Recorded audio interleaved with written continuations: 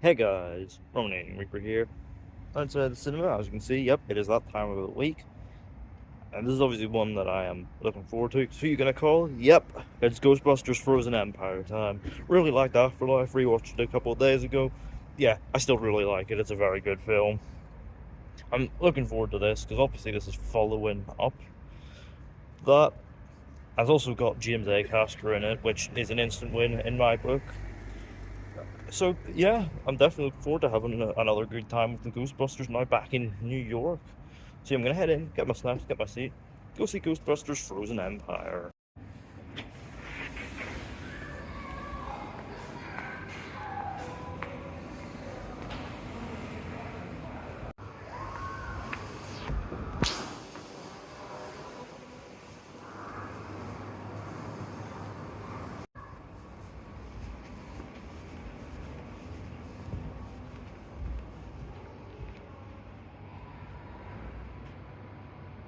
Yeah, I've got my popcorn here and a blue frozen Fanta, the colour of the ice, freezing New York, ready to bust some ghosts.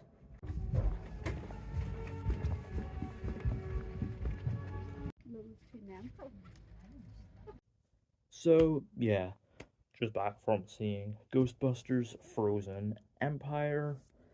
Now look, I was looking forward to this because I really enjoyed Afterlife.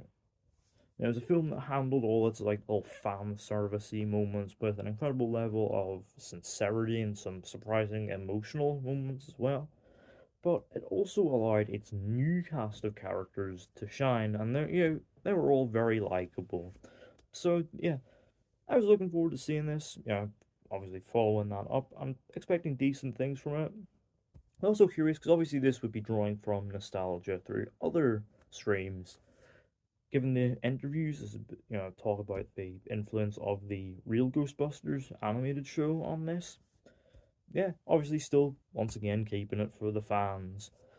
But does it do its animated counterpart justice? And is it a worthy follow-up to Afterlife? Let's find out.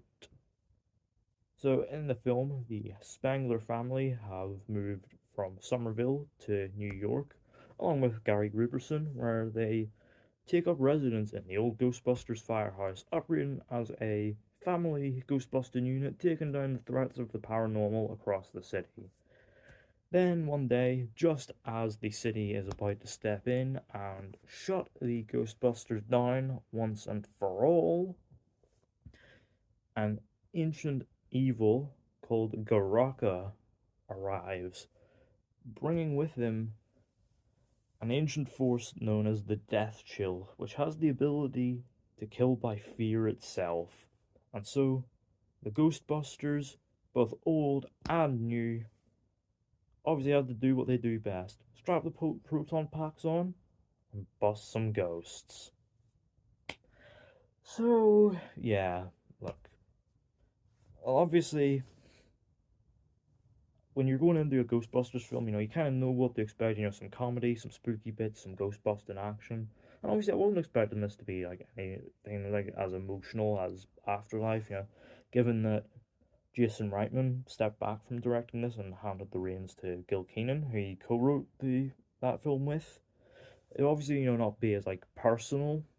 So obviously, I wasn't expecting that touch to it, but yeah, I was still expecting some fun Ghostbusty stuff. And look, as Wise Man once said, busting makes me feel good. And yeah, that rings true here. I did have a good time watching this. This is a very enjoyable film. Does all it says on the tin. It's a Ghostbusters film.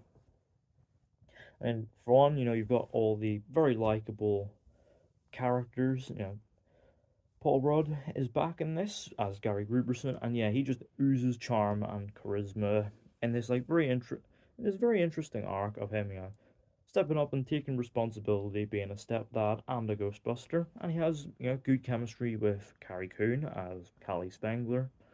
So yeah, they're a very likable central pairing, and they do the believable parent thing well, and they have some tough love moments throughout as well. So yeah, likable pair. McKenna Grace as Phoebe is great once again. I enjoyed her little awkward mannerisms, and once again, she has a very interesting arc where she befriends a ghost.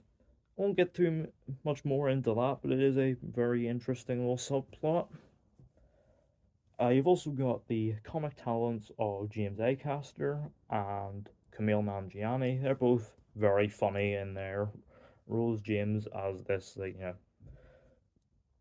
as a scientist who, has a bit about a haunted spin doctor's CD, and Nanjiani as this guy who, is willing to sell off bits of his family heritage just to make a quick buck. Like, I like them.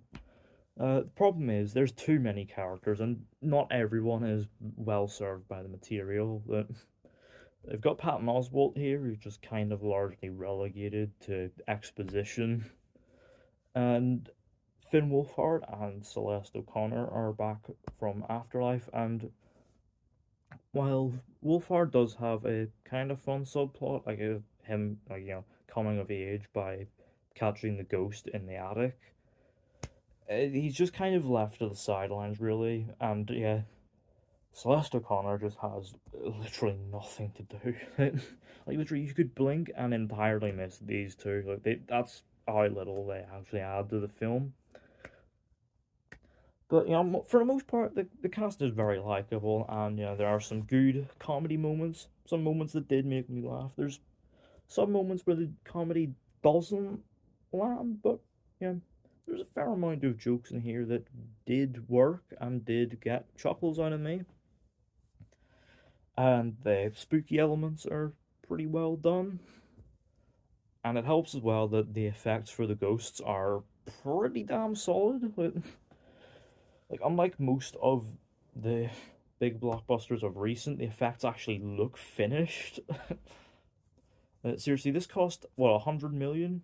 Like a fraction of, like half of what many of the recent like Marvel offerings cost, and yet it looks like twice as good.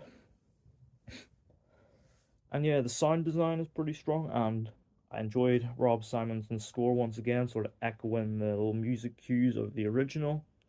It's pretty solid stuff. From a technical standpoint, there's some good ghost busting action scenes as well.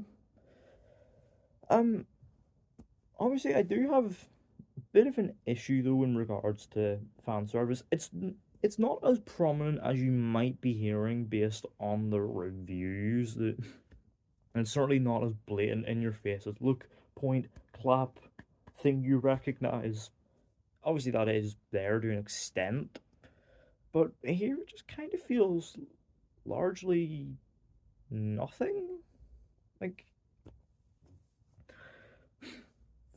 obviously Slimer and the mini puffs are back, and for and they don't really add a whole lot to the film. They're just kind of there, and yeah, it is nice, but yeah, fan service not as bad as you might be hearing, but obviously not as good as you might expect. It's fine.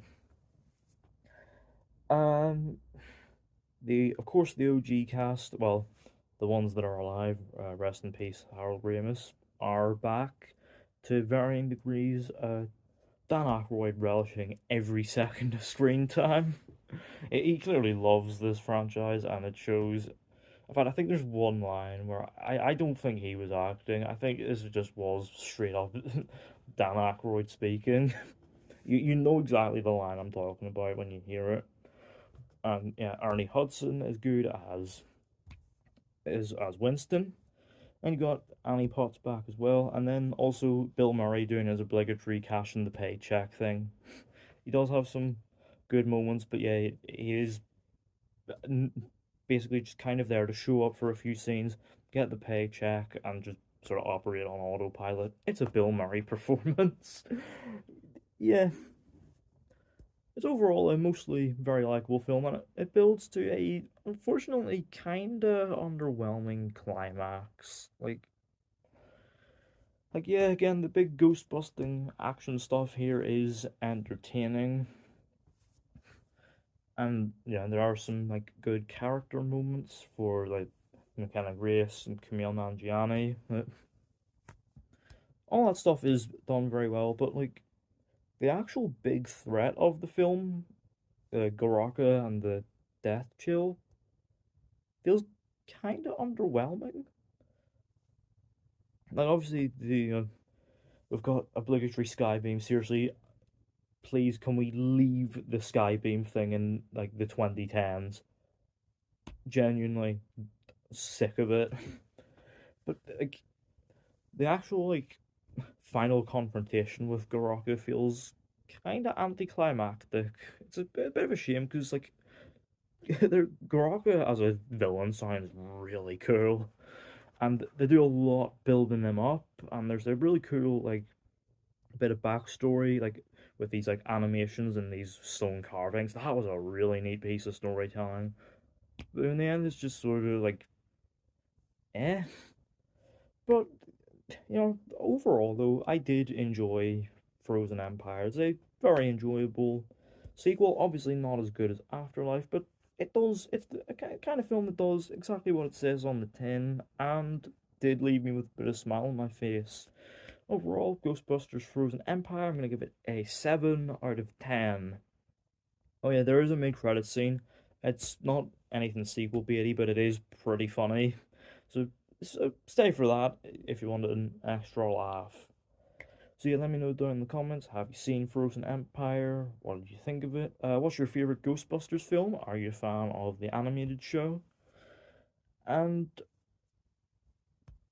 are you potentially down for more new Ghostbusters? Let me know all down in the comments. Don't forget the thumbs up button if you enjoyed. Don't forget the subscribe button if you're new. And don't forget to turn on post notifications so you don't miss an upload.